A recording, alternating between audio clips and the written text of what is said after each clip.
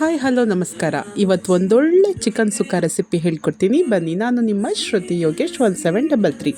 First ಒಂದು ಬಾಣಲಿಗೆ ಸೋಂಪು ಕಾಳು ಮತ್ತು ಧನಿಯಾ, ಕಾಳು ಮೆಣಸು, ಮೆಣಸಿನ್ಕಾಯಿ ಇದನ್ನು ಎಣ್ಣೆ ಹಾಕಿಬಿಟ್ಟು ಚೆನ್ನಾಗಿ ಫ್ರೈ ಮಾಡ್ಕೊಳ್ಳಿ. ಸೀಸಬಾರ್ದು, ಚೆನ್ನಾಗಿ ಫ್ರೈ ಮಾಡ್ಕೊಳ್ಳಿ. ಅದನ್ನು ಒಂದು ಜಾರಿಗೆ ಶುಂಠಿ, ಬೆಳ್ಳುಳ್ಳಿ ಮತ್ತು ಹುರಿದಿಟ್ಕೊಂಡಿರೋ ಮಸಾಲೆ ಎಲ್ಲ ಹಾಕಿಬಿಟ್ಟು ನೀವು ಕ್ಲೀನ್ ಪೇಸ್ಟ್ ಮಾಡ್ಕೊಳ್ಳಿ.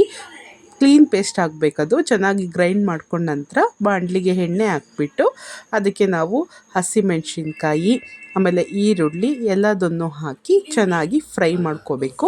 ಹಸಿ ವಾಸನೆ ಹೋಗಬೇಕು. ಸೊ ಅದಕ್ಕೆ ಅರಿಶಿನ ಹಾಕ್ಬಿಟ್ಟು ಚೆನ್ನಾಗಿ ಫ್ರೈ ಮಾಡಿಕೊಂಡ್ರೆ ಹಸಿ ವಾಸನೆ ನೀಟಾಗಿ ಹೋಗುತ್ತೆ. ಆಮೇಲೆ ಚಿಕನ್ನ ಆ್ಯಡ್ ಮಾಡಿ ಚೆನ್ನಾಗಿ ತಿರುಗಿಸ್ಕೊಳ್ಳಿ. ಆಮೇಲೆ ರುಬ್ಬಿಟ್ಟಿರೋ ಮಸಾಲೆ, ಉಪ್ಪು ಮತ್ತು ನಿಂಬೆಹಣ್ಣು ಆಮೇಲೆ ಕೊತ್ತಂಬರಿ ಸೊಪ್ಪು ಅಷ್ಟು ಹಾಕ್ಬಿಟ್ಟು ಚೆನ್ನಾಗಿ ಬೇಯಿಸಿ ಚೆನ್ನಾಗಿ ತಿರುಗಿಸ್ಕೊಡಿ. ಚಪಾತಿ ಜೊತೆ ಸೂಪರಾಗಿರೋ ಚಿಕನ್ ಸುಕ್ಕ ರೆಡಿ ಆಯಿತು. ಇಷ್ಟ ಆದರೆ ಲೈಕ್ ಮಾಡಿ, ಸಬ್ಸ್ಕ್ರೈಬ್ ಮಾಡ್ಕೊಳ್ಳಿ.